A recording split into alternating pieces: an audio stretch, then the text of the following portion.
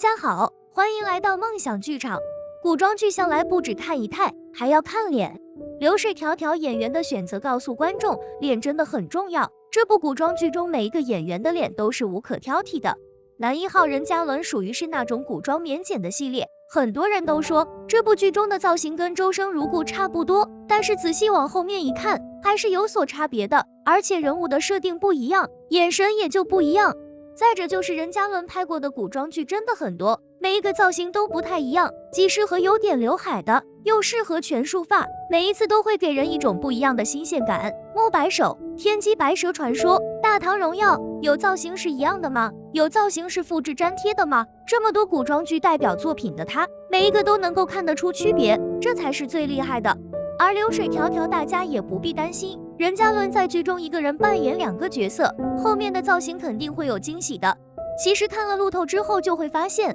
这部戏里面的服化造型都还是挺用心的，因为符合每一个人身上的特点，不管是女主还是男主还是男配，造型方面可以说是很加分的了。再加上大家很有古风的脸，真的迫不及待想要看到了，想让他边拍边播。男二徐正熙也是一如既往，非常帅气，仪态感好，五官凌厉帅气，这可是没有什么争议的大帅哥，拿剑的样子真的好帅。咱们女主角的造型也是让人一眼很惊喜，有区别于其他的古装剧，李兰迪的脸饱满而又自然，看起来十分大气，这才是真正的女神呀，真的十分耐看。有时候合作这种非顶流人气小花也是挺好的，只要剧情在线，演技在线，路人感好，还是非常容易出圈的。李兰迪一身蓝紫的衣服大气十足，贼拉好看。值得一提的是，这部戏中的女二号也特别惊喜。本来以为女二号是长月烬明当中的小狐狸来出演，但没想到真正出演这个角色的是张雅琴，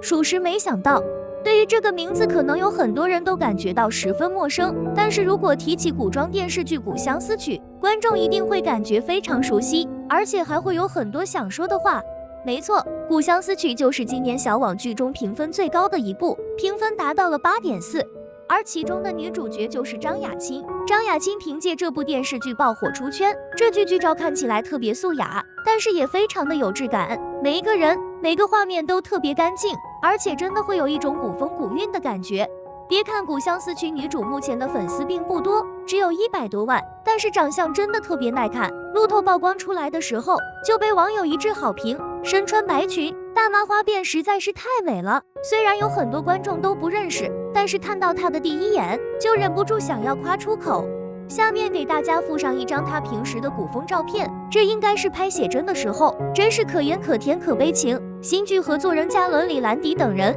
这马上就要被观众们看到了吧？我宣布，流水迢迢已经被划入2024最期待的古装剧之一。造型服装不说有多么高大上，也不说有多么华美无边，但是真的很精致，很好看，很入眼，每一个演员都很适合古装，真的很不错耶。今天的视频就到这里了，喜欢的点赞、留言、加关注，我们下期再见。